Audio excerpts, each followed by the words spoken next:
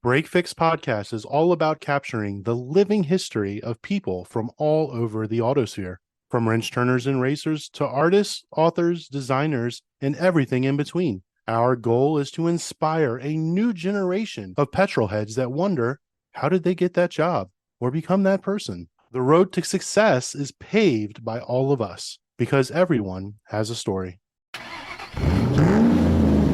Welcome back to another episode of Break Fix Podcast, where we connect the past, present, and future of automotive and motorsport culture. In this episode, we're reaching for the stars, literally, as we sit down with the owner and director of operations at Luna Replicas, a brand that blends the spirit of adventure with the precision of history. Known for their meticulously recreated NASA-era flight jackets, watches, and accessories, Luna Replicas celebrates the heroes of the space age through authentic wearable art. But this isn't just about fashion. It's about legacy. We're joined by Max Kaiserman to explore how his team channels their passion for aerospace and motorsports into every stitch, and how the automotive communities have embraced these designs for their shared love of engineering, excellence, and bold storytelling. So buckle up for a conversation that's going to be out of this world. And joining us tonight is returning co-host Don Weberg from Garage Style Magazine, one of the many personalities on the Motoring Podcast Network. So welcome back, Don. Hola. Thank you for having me again, Eric.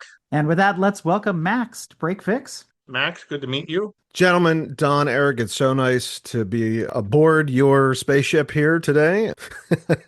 It's a pleasure to talk to you about how space history and sort of the golden era, the 1960s and 70s of Mercury, Gemini, and Apollo, as well as Ford, Shelby, and several of the other teams, there's a huge Venn diagram where they intersect, and that's where Luna Replicas comes in. Very cool. So were you always into space flight and travel and astronomy, things like that? Did that fuel you as a kid, or were you more into motorsport, or was it about equal? It's about equal.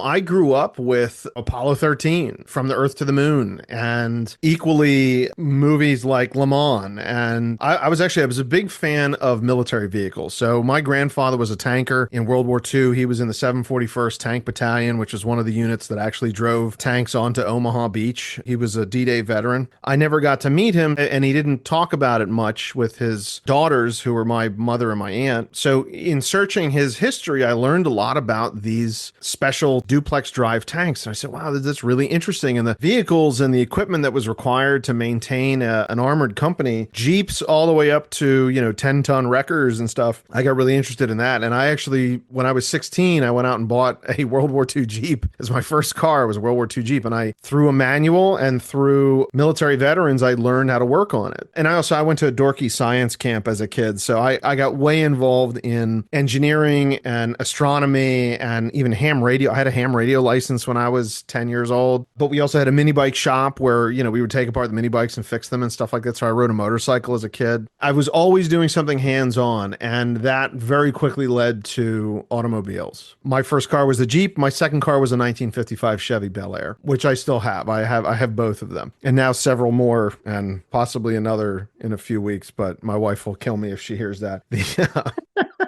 Well, we'll talk about one of the other vehicles in your collection here in a little bit, but let's talk about the origin story behind Luna Replicas. So let's talk about the who, what, when, and where of the company and how you got involved. I was involved since the beginning, but a friend of mine, Jonathan Mayer, who is actually current Canadian military police officer, actually. So shout out to Jonathan and our friends up north there. I say that I get free pancakes and syrup, actually. That's a plug.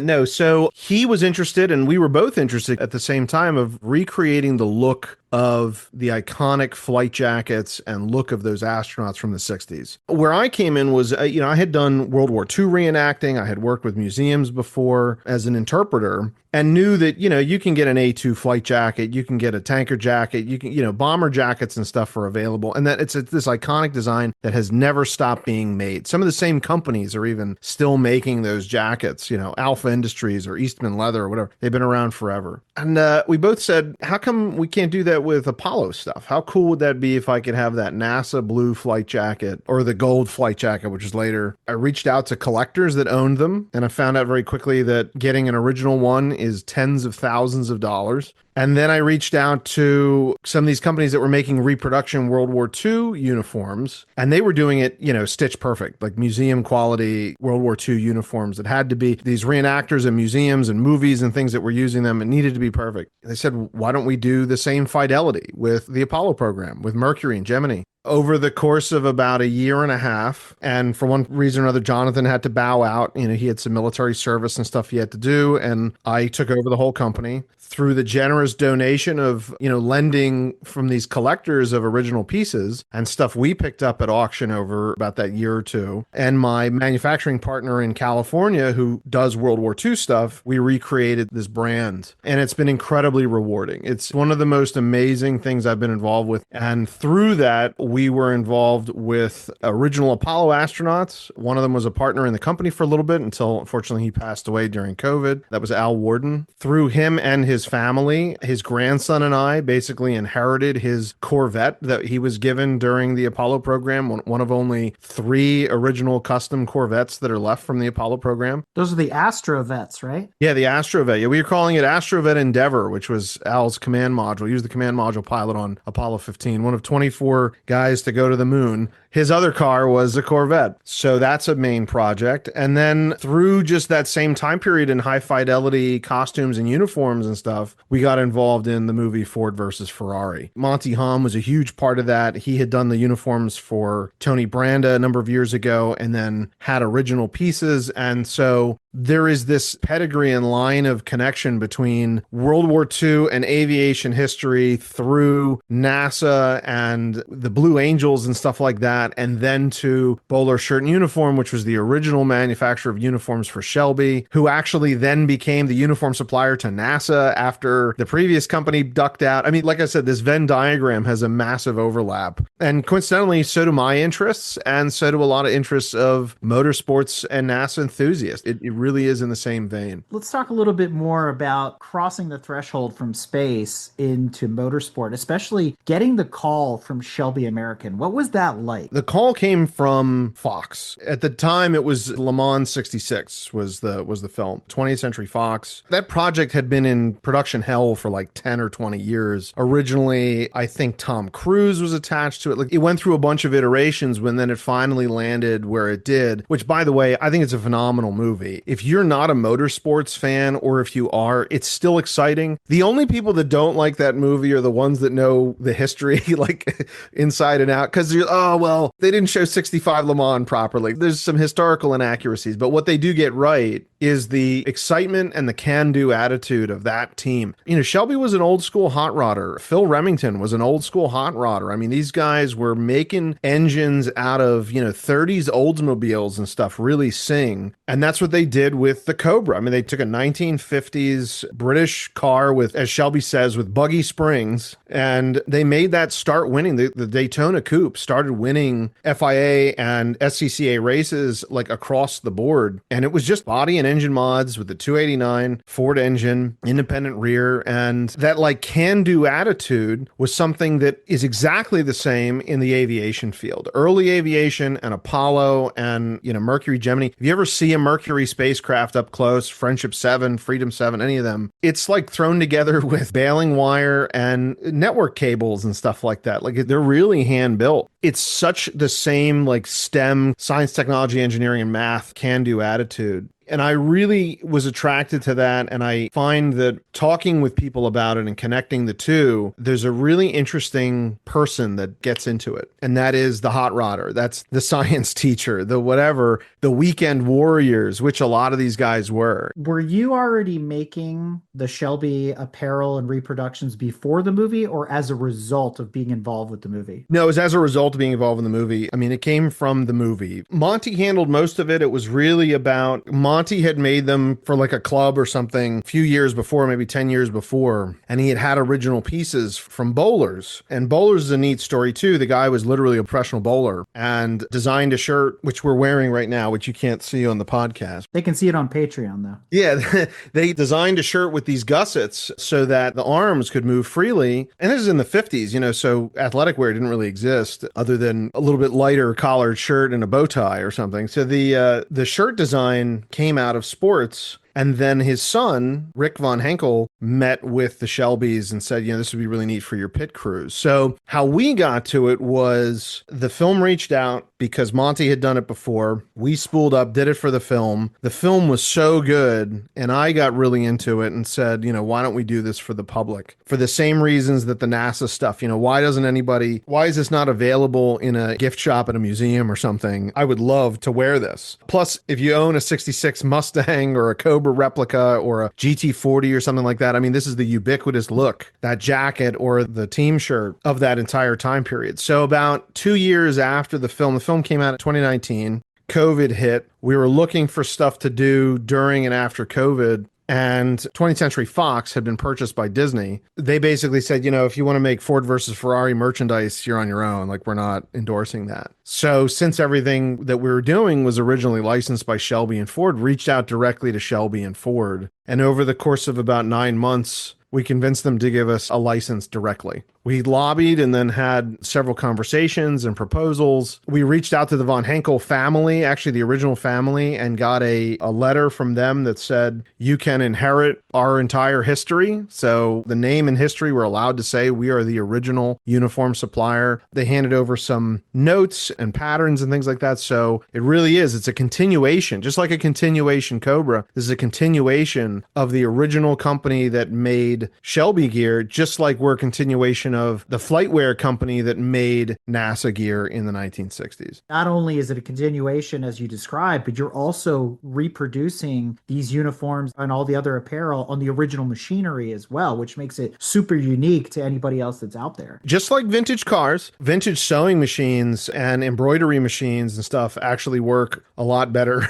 and are maintainable than some modern, machines. So what we have done is there's certain processes in these shirts and jackets that are not done anymore. They're too labor intensive. So we have restored original machines to bring back the original look as well as the original process. On the backs of our team shirts, for instance, it says Cobra and it's in chain stitch embroidery. Like, that is not done by a computer. That's done by an operator, basically by hand. They're moving the deck of the embroidery machine by hand and 4 or 5 times around for each letter. And it's done pretty manually. You're manually moving this thing. Each shirt takes about 45 minutes to embroider, whereas a computer-controlled one would do it a lot faster. So to keep that feeling real, we have restored the original machines to do it. Well, Don's been awful quiet because I think he's chomping at the bit to hear about one of the cars in your collection, which just happens to be the Cobra van that is in the Ford versus Ferrari movie. So you want to talk about that a little bit? Yes. The car collection that went into Ford versus Ferrari was absolutely incredible. Just stepping back, the stable of cars that they got for that movie, I think they had something like 200 cars. I think his name's Billy Stabile or Stabile. It's like a long-standing family that did movie cars for the film. And they had, the GT40s and the Ferraris and stuff that went around the track, but they also had all the cars that were at the Venice, California, the Shelby shop in Venice. And then also, if they passed by a parking lot in Dearborn, Michigan at the Ford plant or whatever, they had all those cars too, or all the cars in the parking lot at Willow Springs or whatever. Like,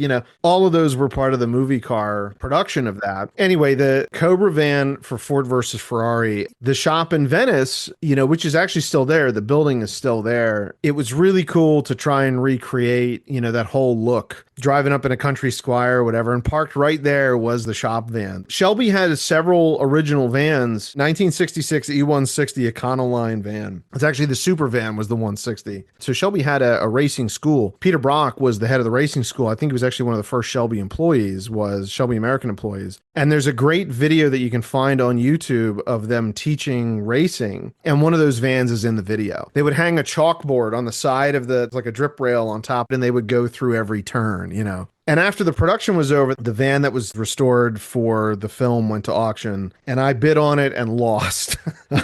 It went to Chicago or something. It wound up in Chicago. And a few years later, after we had started doing bowlers and doing the gear and stuff like that, one of the main goals was to get out and do more historical stuff and be at more events and things locally. I'm outside of Philadelphia, so we've got Carlisle's an hour away or an hour and a half away. You've got the New Jersey Motorsports Park at Millville, Lauderdale is nearby. There's Dover, like we're in the center of car culture on the East Coast. Well, wouldn't it be cool if you could get your uniform from the 65 Shelby team issued from the 65 Shelby Cobra van, just like it would have been in the 60s? And weird enough, it's like one of these weird coincidences that just, I thought that thought. And the van came back up for sale on Facebook Marketplace. The guy that had bought it, I guess he had some financial trouble or something, medical bill came up or something. It wound up on this like weird vehicle, literally it was like a weird vehicle Facebook group. And a buddy of mine sent it to me. He's like, dude, you have to pull the trigger on this. This is ridiculous. I called him, and long story short, a week later, the van showed up and we had it trucked to my house. It's in original condition. Actually, it only has 6,000 miles on it. It's a real unrestored 66 Econoline that was barely used. Delivered to California originally, no rust. It was repainted for the movie and then lettered for the film. In fact, there's a typo on it. The shop is on Princeton Drive, but it says Preston. And the guy that did the lettering on the movie is like, oh, I can redo that for you. He's like, no, it's screen used. I can't change it now, Like, so it says Preston Drive on it. And yeah, I've been getting it back on the road. I've driven it up to Carlisle before. It's having some issues that Econolines have, especially with the big engine. It's having some heating issues, but it should be back on the road very soon. And the goal is to be issued your Shelby uniform outside of the Cobra van. That is awesome. I love that. It's fun to drive too. It's like driving a bus. It's a cab over. What's a cab over van? Oh yeah, the engine's between the front seats. It's in a doghouse between the front seats. Yeah, okay. Like a Dodge A100 and all those types like that, yeah. Exactly. We had a collection years ago that we photographed up in Carmel, Monterey, California. Weirdest experience. The guy was a diehard hot rodder. He was in his 80s, running businesses. He was Mr. Go-Getter. I loved him. He was fantastic. He passed away a couple of years ago, unfortunately. I really, really like that man. His name was Don Orozco. So I'm photographing. He has garage attached to garage attached to garage, and every garage is just packed filled with hot rod memorabilia, Cobra memorabilia, more hot rod stuff because it's diehard hot rodder. The last garage I walked into, I'll never forget because it had two human doors and you open them and you walk in. Well, you open them and bam, you can't walk in because there's this wall right in front of you and you think, what the heck is this thing?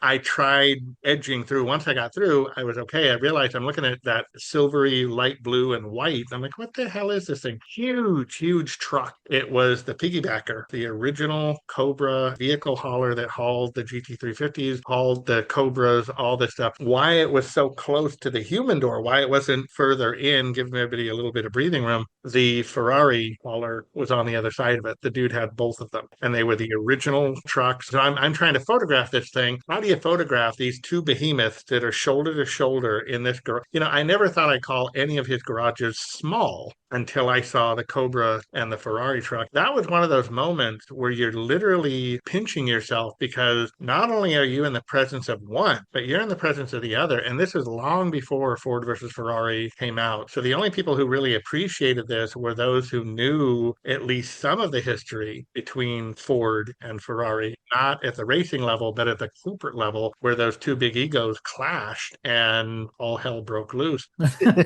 you go. Yeah, of course. Well, if walls could talk. Right. So Eric and I met at the Simeone Museum outside of Philadelphia. And boy, you talk about if cars could talk. Yeah. Collection is just the who's who and when's when of every major race of the 20th century. And it's there. I mean, Fred Simeone collected this incredible pedigree of every single one of his pieces. And it's not like a GT40 or a Bugatti tank. It is the Bugatti tank. It is the Allen Man GT40. Like it's every single one has a story. And I wonder when those lights go out there, what night at the museum looks like at the Simeone. Yeah, Dr. Simeone, what I liked about his collection too, for the most part, he didn't restore anything. No, it's all preserved. Yeah, it was all preserved. It was pretty much just as he found it or as it came off the racetrack or off the streets, whatever. Really, really amazing what he had put together. Fred unfortunately passed away a few years ago, but with Simeone's help, when this opportunity came up with Al Warden's grandson, Will, to get his original Apollo 15 1971 Corvette that they were given, all the astronauts were allowed a GM car a year for $1. And it was all through Jim Rathman's dealership in Florida. And most of the guys got Corvettes, and they were off the floor. Apollo 12 decided to custom order their Corvettes, and they were inseparable from their Corvettes. They were all best of friends, and they got these gold and black custom Corvettes, 427 big block Corvettes in 69. The backup crew for Apollo 12 was the crew that became the primary crew for Apollo 15. So Dave Scott, Al Warden, and Jim Irwin decided, we're going to get Corvettes when our time comes, and they're going to match too, but we don't like the gold and black. We're going to get them in red, white, and blue. So they had red, white, and blue with red, white, and blue stripes across the entire car. In any case, long story short, one of the Apollo 12 Corvettes still exists, and two of the Apollo 15 cars still exist, and the rest of them are gone. So three of the six are the only ones that survived. And Al's, the white car of the red, white, and blue Apollo 15 cars, had sat out in a junkyard for probably about 20 years. The collector that was the Apollo collector, this guy Danny Reed, had feelers out all over the world, and this one came up around 2017. He was the first owner of the Apollo 12 Alan Bean car, so that, which is now preserved car, and it's on the National Registry of Historic Vehicles. He got the Al Warden car and didn't touch it. And coincidentally enough, when that went to a museum as on loan, somebody rang up the museum and said, hey, I have the blue one. And apparently it was like 10 minutes down the road. So Danny went out and bought the blue one, and now he found Dave Scott's car from Apollo 15. Fast forward a few years later, Danny's getting a little bit older. This needs some work, and it's really be nice if it went back to the family. I was very good friends with Al, and his grandson and I got the car from Danny Reed. Literally had hornets' nests in it. It had sat outside. It had been driven. It had been modified. The engine was original, transmission's original, but things had been moved over the years and stuff. The Simeone collection, I approached them about it, and I'm a local, and I had done some volunteering with them. They said, wouldn't it be cool if we did an exhibit about this? It's going to be the 50th anniversary of Apollo 11. All of this stuff is it'd be neat to do an exhibit about the connection of Apollo and Corvette and race cars and stuff. So it went there, unrestored. It just sat there with a display behind it, a projector display of some images and video footage and stuff. And it was at the end of those 9 months there, we did a talk on preservation versus restoration, which was Fred Simeone's whole thing. He wrote a book with Miles Colliers about preservation versus restoration, along with Harry Hurst, who is longtime historian and was a photographer at races since the late 60s. Harry put together this panel of me, Corvette restoration, and preservation people, and we had this amazing talk. And literally during the talk, put it out to the audience. We did,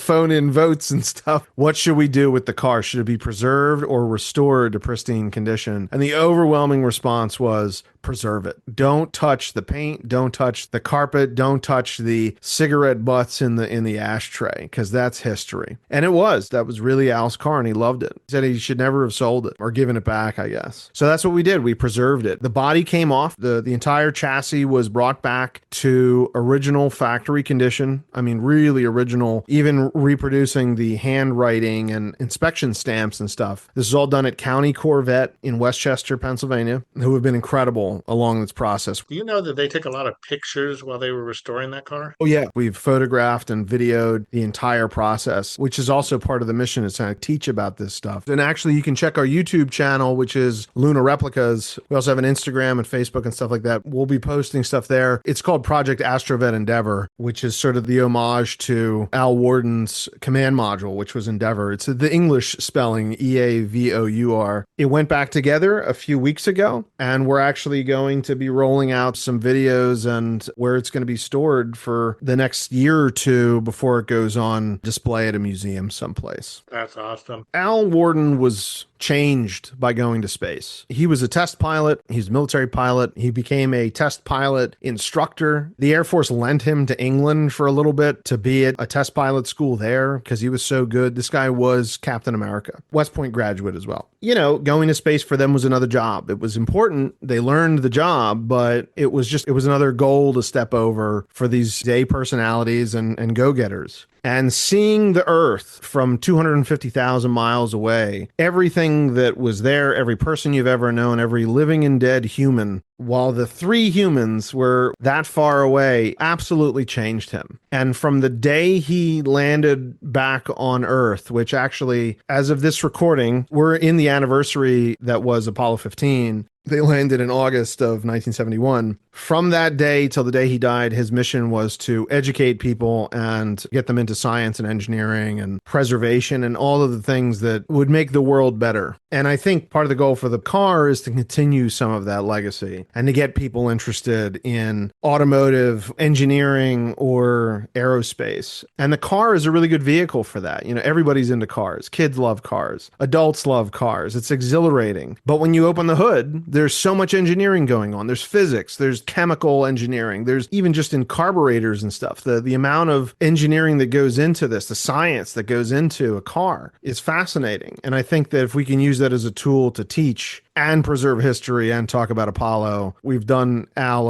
a good service. You were kind of just doing the people and then the science involved, the engineering. Just wondering if we can bring that together. What connections have you discovered between the space exploration world and the automotive motorsports community? Well, Scott Carpenter owned a Cobra right from Shelby, so there's there's that. Okay. No, these guys actually raced on the weekends and stuff, but as far as automotive and aviation go, I mean, the airplane and the car were developed kind of at the same time. You know, the Wright brothers, well, they were building bicycles and stuff like that, but the horseless carriage and the airplane were kind of, and also shrinking engines and stuff down were developed at the same time. There's a ton of aerodynamic overlap with airfoils. There were rocket sleds and with downdraft and stuff on cars. And frankly, the precursor to NASA, which was NACA, N-A-C-A, which existed in the teens, you know, pre-World War I, their goal was to develop a more streamlined and safe airfoils, which were then used on civilian aircraft and military aircraft still to this day. A lot of those aviation principles are part of racing. Anti-lock brakes was developed, I believe, for the Concorde, for instance. And if not for the Concorde, then certainly for some military aircraft somewhere. Goodyear tires, you know, made all sorts of rubber tires. Goodyear and B.F. Goodrich made tires for the space shuttle program. An airplane is a motor vehicle until it takes off, right? You know, there's a lot of similarities. And then, you know, you have the computer technologies for analysis and then more for engine management and stuff like that. Like those have translated to aerospace as well. So there's a ton of overlap. Yeah, I would imagine GPS probably found its roots in aerospace too, wouldn't it? Absolutely. Yeah. I mean, so there's aerospace as it relates to international travel. You just the lecture, Max Kaiserman's lecture tonight, accurate timekeeping was designed for crossing the Atlantic Ocean. It got even better when we were flying 707s and 747s across, transatlantic flight. It was crucial to have accurate timekeeping before there were GPS satellites. And subsequently, accurate timekeeping when you're, racing was incredibly important too. That's why companies like Rolex and Omega and Seiko and stuff like that were all very involved in race timing as much as they were involved in celestial navigation and transatlantic flight. The GPS satellite, revolutionized a lot of that. I do think there's a lot of leapfrogging, though, if you look at the history of aviation and motorsport as a whole, because if you go pre-World War II, the 1920s, there were already land speed record attempts. The Autobahn's being created in the 30s, and Mercedes is, setting its records at the record walk-in and things like that. And they're designing principles that would come later to aviation as the jets were being created post-World War II. And then again, we leapfrog post-World War II. Then the cars start to pick up because everybody coming back from the war brought their information that they learned from aviation with them. And then again, it starts to leapfrog and leapfrog and leapfrog throughout the 80s, like you're saying with electronics. Yeah. And obviously, we're highlighting the 60s when we're talking about Shelby, the heyday of Le Mans and their wins with the GT40s and stuff like that. But still, I think it's very much intertwined in the greater story that we're telling, that we're talking about here. Yeah, and also, the 60s you realize was, the jet set era. People had disposable income. More of the world was now able to afford automobiles, which had, because of technologies and advancements in metallurgy even, the 66 Ford Mustang was the first car to build 1 million a year. I think it was 66 or 67 or something like that. By the way, Ford that made B-24s during World War II and was the first commercial airliner with the Ford Trimotor. I mean, there really is a huge overlap. Now that air travel was affordable and like rental cars became a real thing, Hertz became this international rental car company that, more people were traveling and taking road trips overseas or somewhere else in the United States. Pulling on that GT350H that they used to have back. Right. Well, day. There's that too. Yeah. Could rent a racer for the weekend. It's unfortunately though now, Hertz, they brought it back, the GTH, which is a phenomenal rental car. Actually, Shelby did a great job with Hertz on those, but they clock you. They know if you're taking it on a track. Yeah, I think it was like $15.30 a mile or something. You could rent a Shelby. But yeah, aviation, there's a bunch of stuff I'm not thinking of right now, but there are individuals that even had a foot in both camps that were designing better engines for both cars and aviation needs. Well, I mean, if you think about it, it makes sense because here you've got motor manufacturers, car manufacturers. We need to build airplanes. Why would we go anywhere else? Those guys right over there, they're already building engines. Yep. We just have to adapt the engine to do something else. I mean, look at BMW. They're rooted. Since World War I just saw one on display at the National Air and Space Museum. There's a BMW engine with the same logo, by the way. They haven't changed their logo in 120 years. Yeah. World War I BMW engine off of a German aircraft in World War I can tell you the Porsche engines, the Boxster engines, is very, very similar to a Continental engine that goes on a light Cessna. That Boxster engine design, air-cooled, is exactly what's used in general aviation. Moreover than that, if you step back 30,000 to 100,000 feet, it's the same can-do attitude. It's the same, we're going to miniaturize and lighten and get every ounce out of this explosion, or every piece of lift or downdraft that you can get out of this body panel, out of this control surface. I mean, it really is apples to apples, aviation and racing. In the essence of time, let's circle back. I'm going to say, Max, the airplane guy, takes us way out. And I'm a student pilot, by the way. Like I really have encompassed this whole thing. I drive my Porsche Boxster to the airfield and hop on a Cessna 172. But we were curious if you had any stories about customers who connected really, really deeply with your pieces. Maybe they even tied into their own personal history. They're linked to that logo or that typography, anything like that. Yeah, on a regular basis, I am blown away by the people I meet or work with. People send me emails from both the Shelby and Ford history and NASA. NASA, I mean, on one hand, I can tell you the number of people that have gone to the moon that are wearing our stuff. Almost every living Apollo astronaut, and some who are not living anymore, unfortunately, I spoke to and our customers they get a free one, by the way. So everyone who worked on the Apollo program directly, some of them are flight directors and flight controllers that worked, in mission control. Jerry Griffin and Gene Kranz, I consider friends of mine who were NASA flight directors. As a matter of fact, through that connection with them, we designed the current NASA flight director uniform. They've never had a uniform before. They never had their own flight jacket. They didn't want to look like astronauts. And about a year and a half ago, Jerry Griffin introduced us to the current chief flight director at NASA and said, we want to have our own uniform. So in the pedigree of Apollo, we designed the current flight director uniform. So yes, almost all sitting on duty flight directors at NASA are wearing something from Luna Replicas. That's really special to me. Yeah, that's incredible. The other really amazing history that I've gotten into are the families of the veterans. Pete Conrad's son, Peter, the Bean family, Al Warden's family, obviously Allison and Will, his grandson. But I also had the honor of meeting Aaron Shelby. Aaron was such a nice guy. It's funny, people don't realize that Carroll Shelby was pretty tall. Aaron is about as tall as I am. I'm 6'3". He's a big dude. Carroll Shelby was a big guy too, which is funny because Matt Damon is not particularly tall. So they must have had him up on an apple box or something to stand next to Phil Remington. But yeah, the Shelby family, just in the few interactions that I've had with Aaron and Sean a little bit, they're really excited to be a part of their family history, and I'm excited to be a part of that. Their attorney, the group that controls the Shelby name, their office has been incredibly lovely to deal with as well. They're really excited to have something that comes from a real place of history and heart and not just a signature for a buck on eBay. This is really a historic endeavor. And, I started this as a side project. This is a total passion project for me. And I think that shows through a lot of ways is that this is not kitschy. It's not your discount aisle baseball caps and t-shirts. I mean, we're really trying to rebirth something that has a lot of history. And everyone that I've met that's purchased our stuff, especially those that have that deep connection, have been amazing.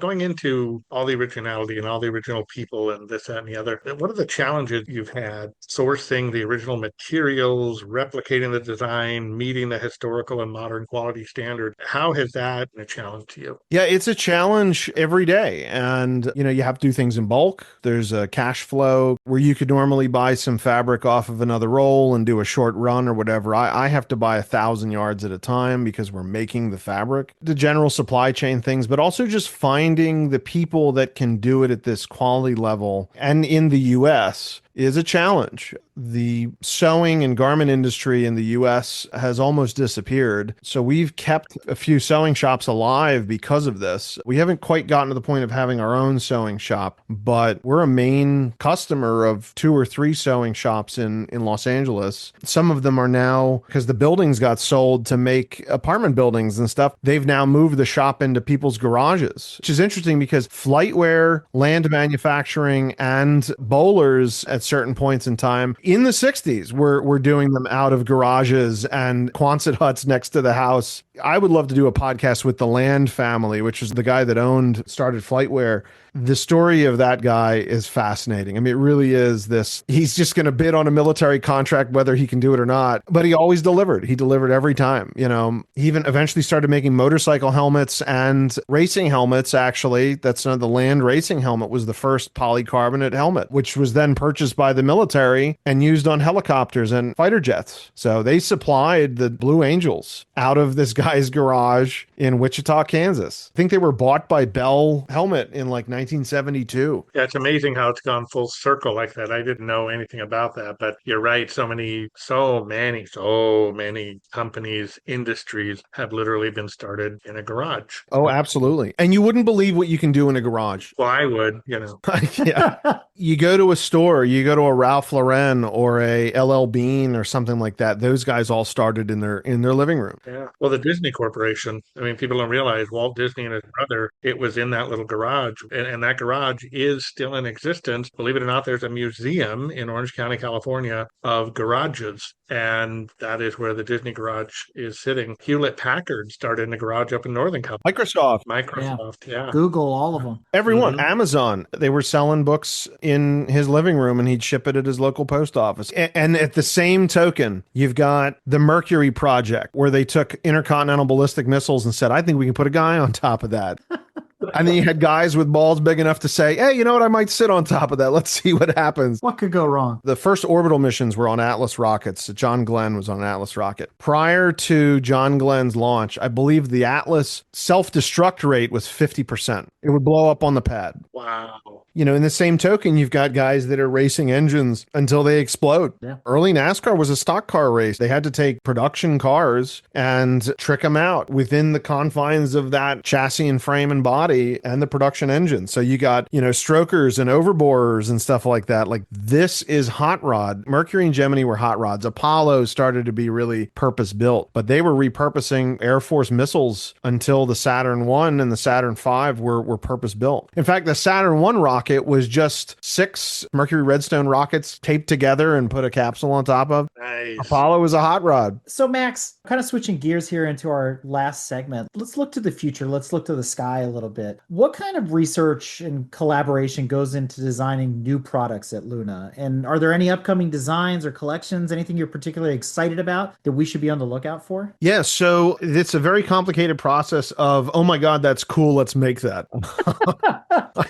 I am customer number one, and if I think it's cool or I want it for myself, as you can see all this stuff, I'm a very eclectic interest person. I'm into cars and historic diving and stuff. And there's a huge connection between diving and spacesuits. And, I even restored telephones at one point in time. I love rotary phones because it's just the most interesting mechanical device. So, we don't just do clothing, Luna Replicas, we do flashlights, we do tether hooks. It's basically, for me, it was Apollo every day. How can you incorporate this history into your everyday life. It was tested to death to be working on the Apollo program. As far as racing goes, it was tested to death to withstand 24-hour races or the pit crews and gasoline and whatever. Why not make that part of your everyday? And now you have something that's meaningful that's part of your everyday. So we're getting into more cold weather gear. So like more jackets. Also, being issued a flight jacket is a big deal. Same thing. If you get the jacket because you're on the pit crew, you're on the team, that's a huge deal. So, it's this rite of passage in a lot of ways. So finding more of the historic flight jackets and pit crew jackets, we're working on that. Right now, we're working on the 1967 Le Mans jacket, the famous jacket that Dan Gurney and AJ Foyt wore at the end of the 67 Le Mans, where Shelby finally won, even though they should have won in 66 too. That's a whole separate thing. We do some connections with the Navy with historic recovery caps and stuff. The Navy ships that picked up the Apollo capsules at the end of the mission. We're doing some work with the USS Hornet, possibly with the Midway and the Intrepid, which were kind of involved in the same time period. There's also the USS Iwo Jima and the Okinawa, which also picked up Apollo 13 and Apollo 15. Unfortunately, those ships no longer exist, but the Hornet, which picked up 11 and 12, that is still a museum in San Francisco. We're doing some stuff with them. The biggest thing coming out right now and the single largest piece that we're working on is finishing the Astrovette and showing everyone the Astro clone. Because we weren't able to fully restore the Astrovette, and the paint is very fragile, it's the original paint, that will not be going outside. It won't be going to as many events. We decided, and Al would have liked us to have something that people could feel and touch and sit in or even take around the block. So we found another one. We found a 1971 454 Corvette and restored it to what the Astrovette would have looked like and driven like the day it rolled off the line. Is it going to be the red one, since that's the one that's missing? No, it's a white one, and it's actually, we found a car. This is crazy. This is, again, one of those, like, I'm the luckiest person in the world, and it's the gift that keeps on giving. I found locally the exact same configured car built 2 weeks before the Astrovette was. It is 4 digits off the VIN number of Al's car, and literally it's exactly the same configuration. All we did was restore it and paint the stripes on it, and it's done. So that's going to be rolled out, and that will hopefully be at events, and people can sit in it and feel it and be part of that. As fans of the show know, we spent some time in Europe this summer, and we noted that there was a lot of buzz around Shelby. And this is to bring the conversation back to Shelby and talk about the future. Shelby just recently celebrated its 60th anniversary, established in 1962. So we're somewhere in between 60 and 65 years now. And so, again, there's all this buzz, all these, new lines of apparel. Folks like Jean-Pierre at Classic Legend Motors is coming out with a whole new line of Shelby stuff, which looks awesome. We got a sneak peek. We too got to sit down and chat with Aaron Shelby on some of the stuff he's working on. And so I'm wondering, what's in the works for Luna and Shelby? Is there more to do? Do you have some other plans? Are you going to venture into some of Errol Shelby's other projects, like, the Skunk Works Viper and some of the other stuff that he We're going to do on? something on the Chrysler, I think, is what the 1980s Shelby. No. My goal is to keep going with 65, 66, 67 through 69. What we've discussed doing is more everyday apparel, watches, sunglasses, maybe even like racing shoes and racing gloves. Shelby himself, he was a shock to the system of the gentleman racer. He was just a chicken farmer that would then sit there and race with, lords and ladies and stuff like that. Like, he was a really interesting character, but I think he was a gentleman himself. It's neat to emulate that time period with stuff that you can use every day. The driving gloves that have a mesh back so they're more comfortable to wear. I go to events and I wear the big black Stetson hat. I would love to do Carroll Shelby Stetson in some way. I know other people have done it. Stetson itself did it at one point in time. And then just sort of the Shelby look of hot rod plus gentleman racer. I think that'd be really neat. And I'm not sure what that looks like just yet, but we're getting there. Helmet bags and like overnight stuff that you can stick in your, a racing trunk. Was it famously the FIA valise, had to fit in the Cobra trunk? Maybe we'll do a version of a Shelby valise with a wrench, or what was it? He had a hammer and he pounded the thing. We'll have a special, break here for emergency or something. There's a couple of fun things we're thinking about, but the big stuff is exact reproduction. So do you see yourself looking at some of the other teams that were at the same time, maybe like a Cunningham or a Camerati? Are you going to venture into other American motorsports teams? And even more than I would like to do stuff with Goodyear. We've been looking at trying to reach out to them for licensing, but Goodyear was a big sponsor of Shelby teams, and Shelby himself was a Goodyear distributor. I mean, he had a Goodyear tire shop, the Shelby Tire Shop. I think it was in the Valley someplace. Goodyear and Dunlop and, a lot of those Les Leston and stuff, which was, a uniform supplier back then out of England. Doing stuff with those, which then opens the door. And maybe if anyone's listening here from the Porsche shop, Bowler Shirt and Uniforms supplied the uniforms for the Porsche teams in 69 and 70. And I would love to do something with Porsche design if possible. That would be really cool. I have the patterns for that jacket. Oh, there you go. Oh, there it is. This is a Bowler's 500 jacket. Yeah, there it is. I know some people that would line up around the block for that. They could always use some more suppliers, I miss the sunglasses from the 80s, those basically Serengeti knockoffs. I think Serengeti might have actually made them with the Porsche design, the almost carbon look. Those are really cool. But anyway, moving on. I am a relatively recent Porsche convert. I only drive a Porsche at home. I mean, my daily driver. I have a Cayenne and a Boxster S, and I may have a 911 in a few weeks. That's what you didn't want to tell your wife about.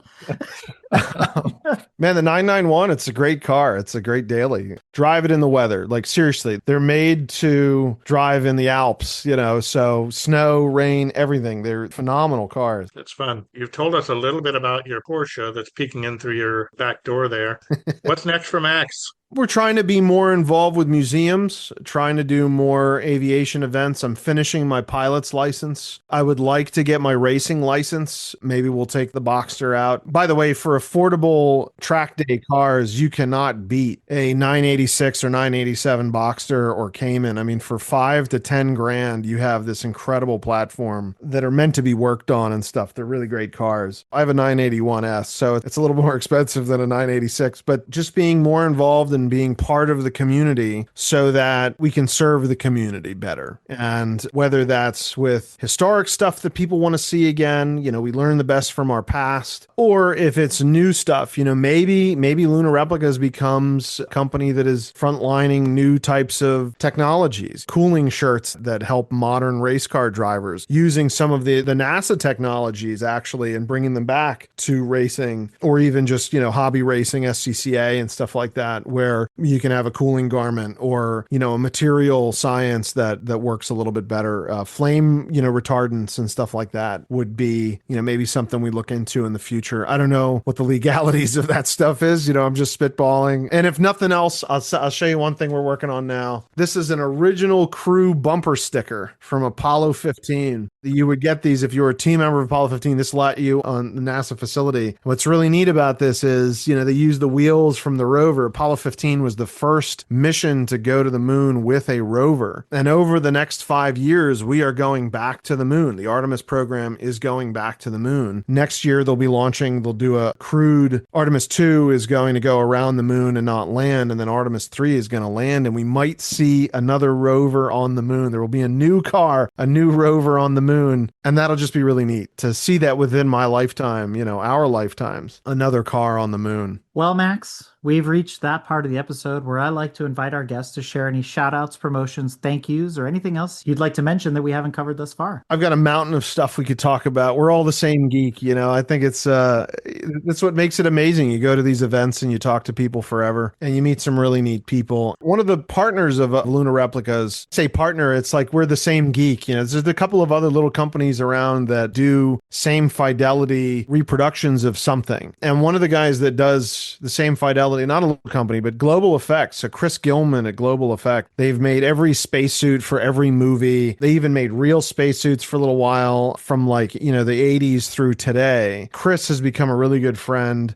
He specializes in machining, exact reproduction, fittings and things like that for spacesuits. And then the whole spacesuit, he'll make it for literally if you've ever seen a movie that has a spacesuit in it, whether science fiction or real, it went through Global Effects 90% of the time. He grew up on SCCA tracks. His parents either owned a track or they were very heavily involved. He grew up with Carol Shelby coming over for dinner. Wow. Same thing. His father did, machining. They had a machine shop and they were making racing parts. And then his mom ran the front of house for these racetracks. To the point where he even told me at one point his mother invented the paper wrist bracelet for track days. Oh, wow. He's an Abarth guy though, so I joke with him. I've got a Boxster and he's got something tiny, and he's bigger than me, and I don't know how he fits in that damn thing. And then he invented. Have you ever seen the Darwin fish that's on the back of people's cars and stuff? He invented the Darwin fish. Back in like '91 or something. They were working on a movie, and he said he had been drawing them on this film set as a joke, and someone said, "Man, you should really make that." So he is one of the inventors of the Darwin fish. Very cool. The artist that you had out at Simeon doing that pointillism. Samantha Zimmerman. Yeah, I talked with her for an hour. I mean, that was absolutely incredible. The people we meet doing this stuff. So another thing that I'm really proud of is Cool Cars for Kids, which is a nonprofit with the Children's Hospital of Philadelphia. We do a fundraiser every year for kids with rare genetic disorders.